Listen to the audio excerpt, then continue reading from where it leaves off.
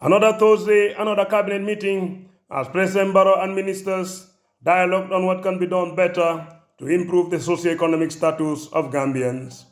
Information Minister Lamin Quinjame said the Thursday day-long meeting began with the discussions on the way forward for the completion of an office complex in Abuko for the Ministry of Environment, Climate Change and Natural Resources. Quinjame said the cabinet paper was presented by the Environment Minister.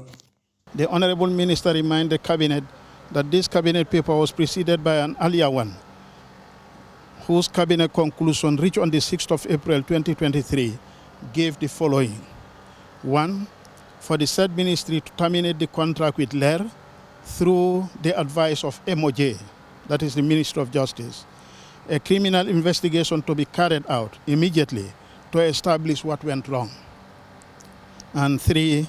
GAM works to assess the project and advise government on the way forward to successfully complete the project. And finally, 4, the ministry to be directly responsible for implementing the conclusions on the legal advice from MOJ on the termination of the contract and assessment of the project by GAM Works.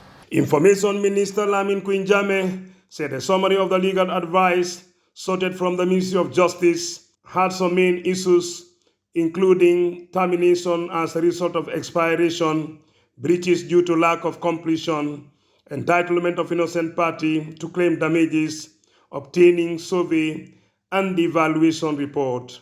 The GAM Works assessment report was also obtained and incorporated.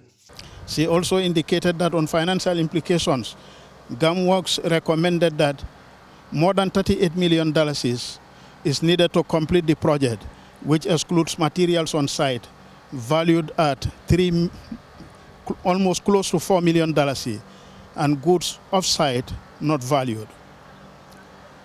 Delegated management contract to be entered into between the Ministry of Climate Change and GAM Works for the completion of the project costed at $1 million.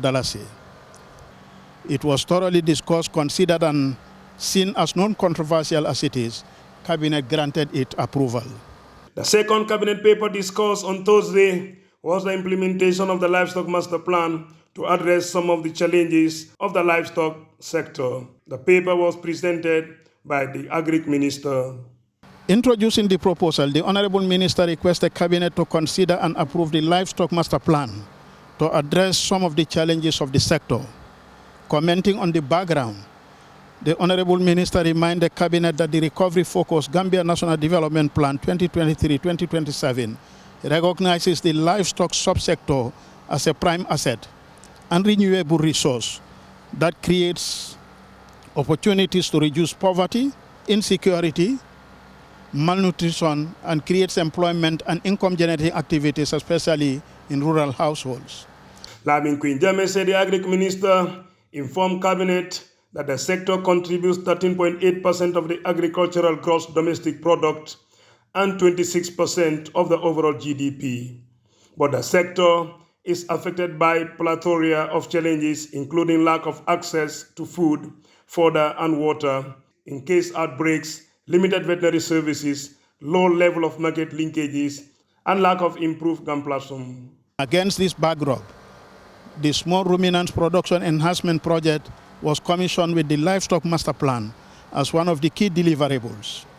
The third cabinet paper discussed on Thursday was the implementation of the Memorandum of Understanding between the Ministry of Agriculture of the Gambia and the Ministry of Agriculture, Food and Rural Affairs of the Republic of Korea on enhancing rice productivity in the Gambia. This paper was also presented to Cabinet by the Minister of Agriculture.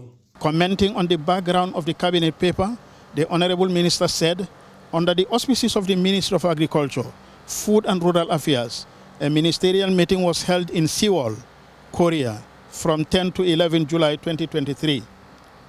8 ministers from African countries attended, the Gambia being represented by Honorable Demba Sabali, the Minister for Agriculture, accompanied by the Director General of the National Seed Secretariat. The objective was to sign an MOU with a view to promoting bilateral cooperation in the fields of establishing rice cultivation complexes and improving rice seed production and supply systems in the Republic of the Gambia. This was followed by a dialogue on the public-private partnership between Grupo Rodman of Spain and the Gambia Ports Authority for the Banjul Shipyard Development Project. Introducing the proposal, the Honorable Minister invited Cabinet to consider and approve the transactions for the PPP agreement between Grupo Rodman of Spain and the GPA for the design, construction, rehabilitation, operation, maintenance, and handback of the Banjul Shipyard facility under a concession contract, and also of the Navy Yard and part of the Banjul Fisheries Administrative Building. After a thorough discussion on the Cabinet paper, it was finally approved by Cabinet. Louis Mendy, GRTS.